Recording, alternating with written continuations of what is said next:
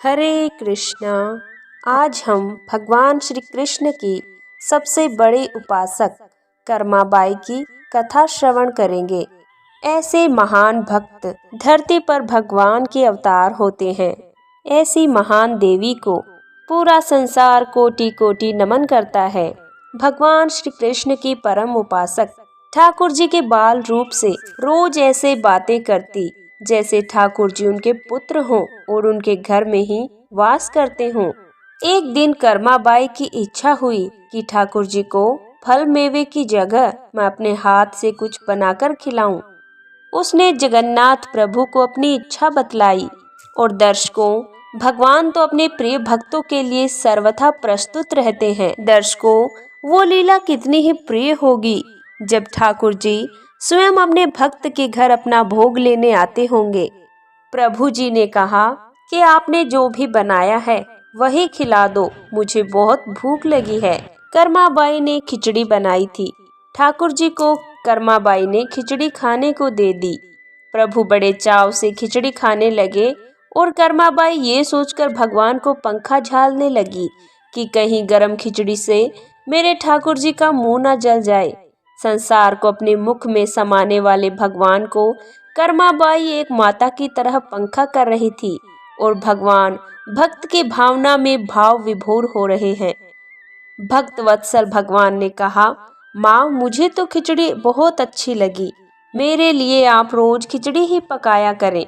मैं तो आपके पास आकर रोज खिचड़ी का भोग लगाऊंगा। अब तो कर्माबाई रोज सुबह जल्दी उठती और सबसे पहले खिचड़ी बनाती, बाकी सारा काम बाद में करती। भगवान भी सुबह सवेरे दौड़े दौड़े आते और कहते, माँ, जल्दी से मेरी प्रिय खिचड़ी लाओ। प्रतिदिन का यही कर्म बन गया। भगवान सुबह सुबह आते, भोग लगाते और फिर चले जाते। एक बार एक महात्मा कर्माबाई के पास आया। महात्मा ने उन्हें सुबह सुबह खिचड़ी बनाते देखा तो नाराज होकर कहा, माता जी, आप ये क्या कर रही हो? सबसे पहले नहा धोकर पूजा पाठ करनी चाहिए, लेकिन आपको तो अपने पेट की चिंता सताने लगी है। कर्माबाई बोली, क्या करूं महाराज जी, संसार जिस भगवान की पूजा अर्चना कर रहा होता है वही सुबह सुबह भूखे आ जाते हैं। उनके लिए ही तो सब काम छोड़कर सबसे पहले खिचड़ी बनाती हूँ। महात्मा ने सोचा कि शायद कर्माबाई की बुद्धि फिर गई है। यह तो ऐसे बोल रही है जैसे भगवान इनकी खिचड़ी के भूखे ही बैठे हों। महात्मा कर्माबाई को समझाने लगे, माता जी, कि तुम भगवान को अशुद्ध कर रही हो। सुबह स्नान के बाद पहले रसोई की सफाई करो और फिर भगवान के लिए भोग बनाओ।